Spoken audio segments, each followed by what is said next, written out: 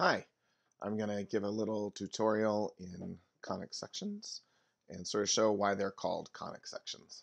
So to do this, I'm going to use a program that's on every Mac. It's called Grapher.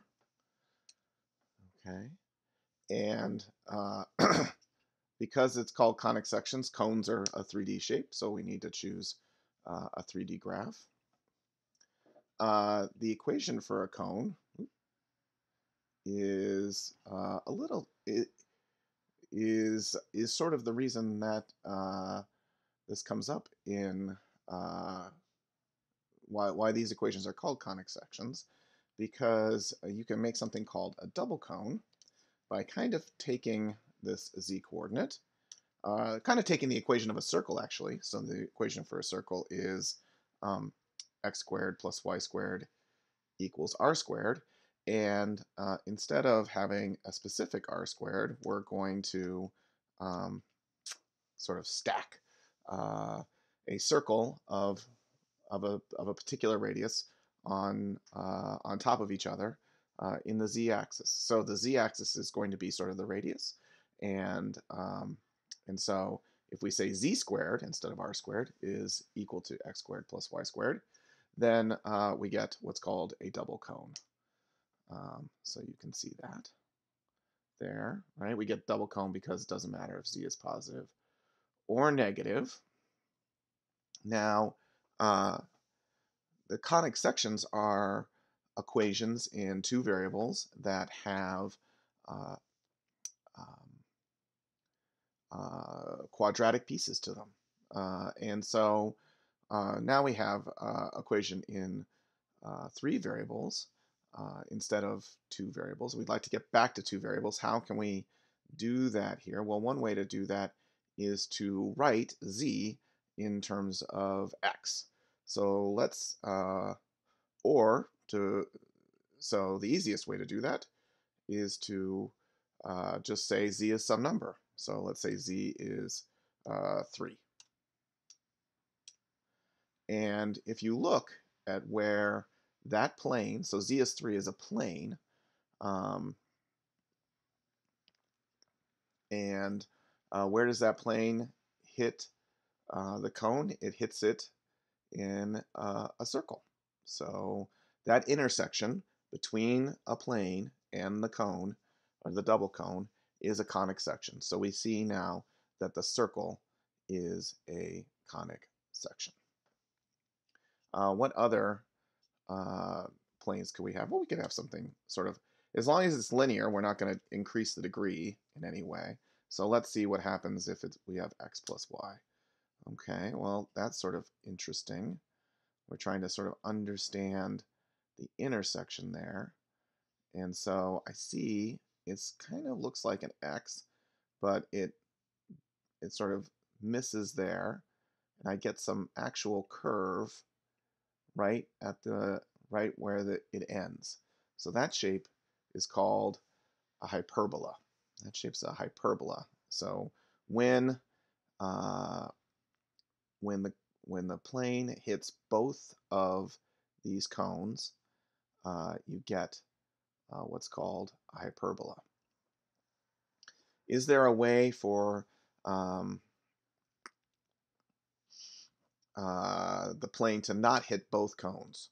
Well, sure. If it's tilted so much so that it doesn't slope down fast enough.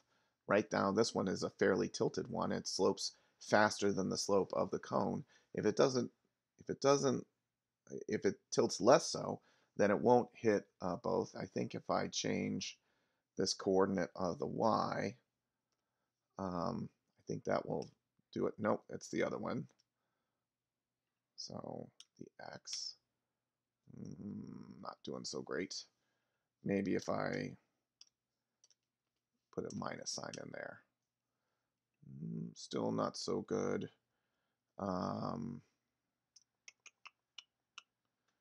Maybe if I divide.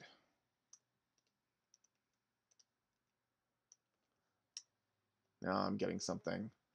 Let me push it up a little bit. Maybe not that much. maybe just a little bit less. So let's take a look at this intersection. Oh, okay. Well, I think I know what that is. That's an ellipse. That's an ellipse.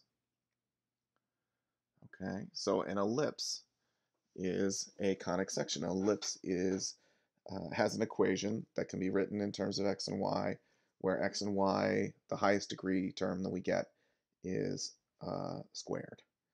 All right. Now there's one other shape there's a couple other shapes we can get. If I was sort of parallel to the slope of um,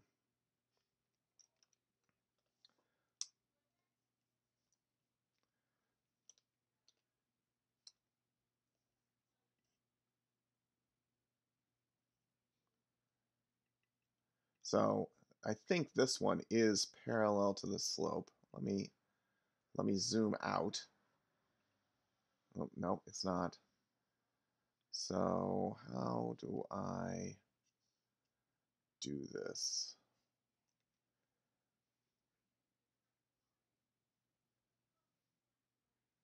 I have to divide by square root 2.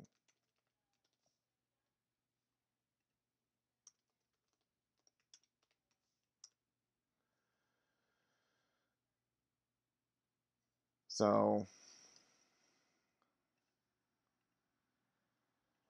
you can see that this one is parallel to the cone, and but it's high enough that when it hits, uh, it does hit one of them. So it hits exactly one of them, and you can probably recognize that shape there as a parabola. Okay, so those are the big ones: the circle, the ellipse, the hyperbola, the parabola, and then there are sort of the weirdos. Um, so what happens if I make this here? Well, now I've gone through and I'm just skimming. You can kind of see the skim there. Okay. If I change the color of this, it will make it a little bit easier to see.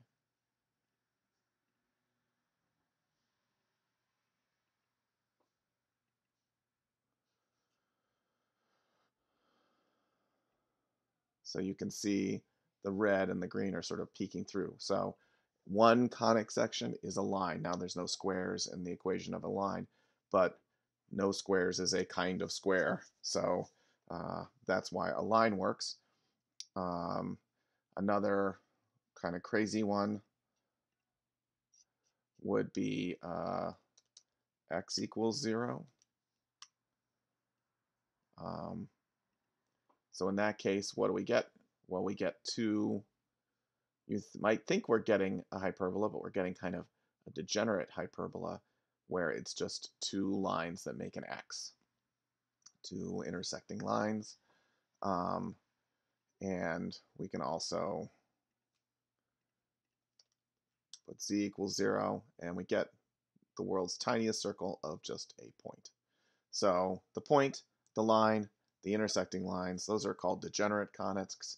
And then we have our classical conics, the circle, the ellipse, the hyperbola, and the parabola. Hope that helps.